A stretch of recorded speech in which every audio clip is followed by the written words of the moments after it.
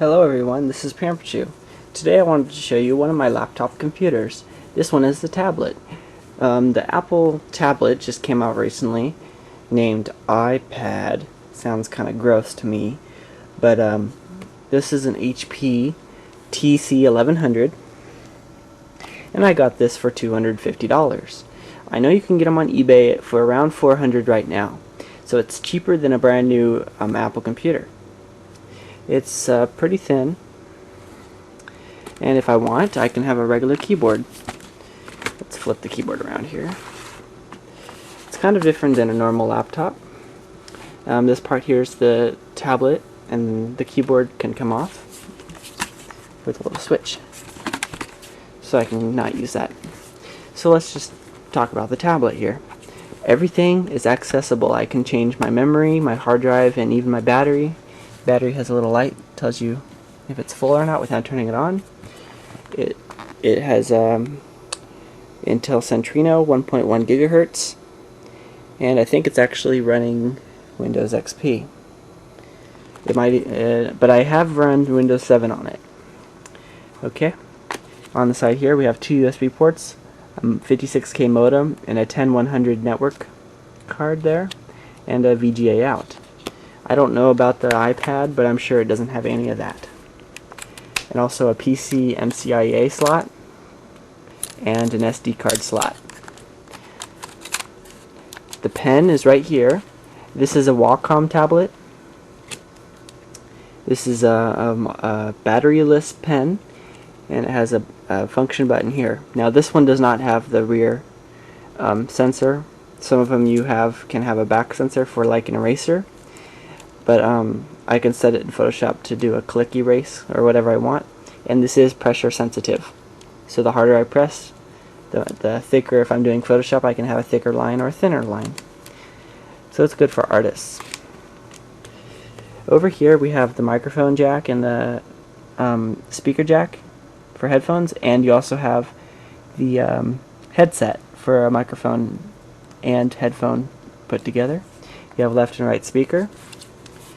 And it's meant to be held like this or like this. And there's a little rotate button I'll show you. And here's a bunch of function keys.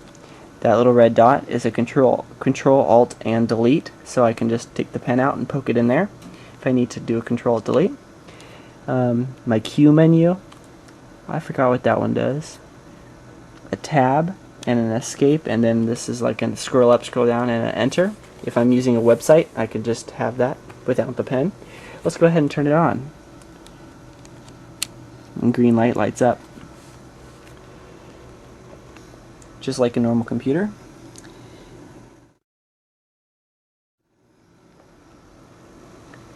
And it runs Windows XP.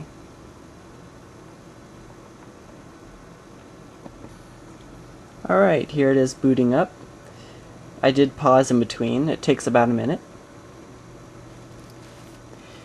And while it's loading, it gives you a keyboard, so if you have a password to type in, you just can type it in with the pen, or if I have the keyboard attached, I can just type it in on the keyboard.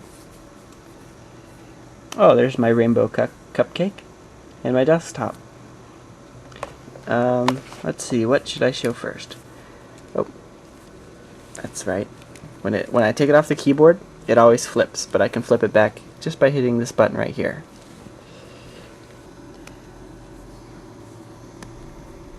This C drive is 30 gigs. It's partitioned into two, and so I think a total of about 130 gigs. Close that. The neat thing about this is I can have my hand resting on the thing, and it only picks up the pen. So if I'm doing fine detail in a picture, if I want to do Photoshop, I don't have to worry about my hand bumping into anything. You see how it's quick to respond. Let's open Photoshop.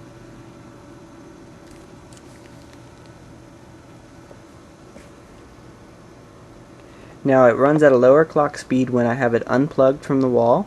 I can change the power settings if I want to, so if I want it to run at full speed with it unplugged, I can tell it to do that down here in the power management. But right now I have it on automatic so that it'll lower the clock speed when the CPU is not needed, and then it'll bring it back up when I do need it. So there is a delay in upping the clock speed, but it does save battery. So here's Photoshop running.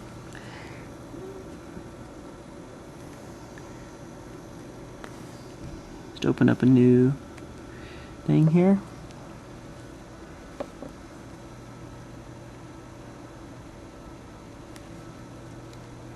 Get my brush.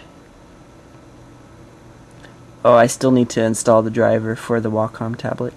But you can see how fun this can be. Anyway, there's that. Oh, what's this? Oh, it wants me to update. Okay, go ahead and update the Adobe software. It has a wireless card built in, and it's connected to my network automatically, I guess. Yep, right there. Let's see what my battery is like. This is kind of old, so the battery don't last forever, but it does give me about an hour and a half. An hour, yeah. That's great. Let's try it out with the keyboard on. This uses the track point for HP. I don't know what they call it, but IBM I think is a track point. It's the same thing. Just snaps on. Okay, now that I got it snapped on, I can put my pen away. I don't need that. Get it in there. Okay. Now I just use this little thing right here.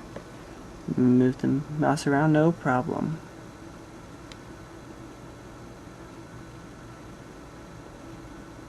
I'm looking through the camera. Open WordPad. There you go. So if you are thinking about getting an iPad, I would say don't bother. You can't do most of the things you can with this computer.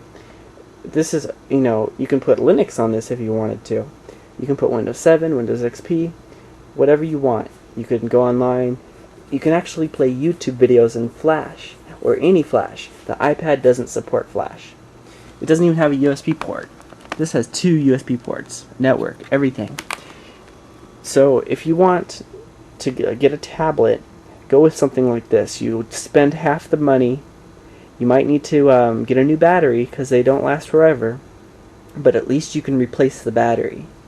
This is a 5-year-old battery and it works, still pretty good. I can take the keyboard off, so let's say I just want to type. I can use the keyboard because typing on a tablet really sucks. And if you want to draw, you can fold the keyboard up or take it off. So there you go. I mean, look into alternatives. And in my opinion, this looks better.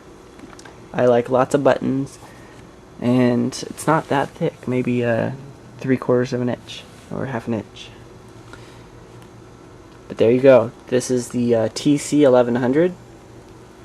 One of the best tablets I've ever used.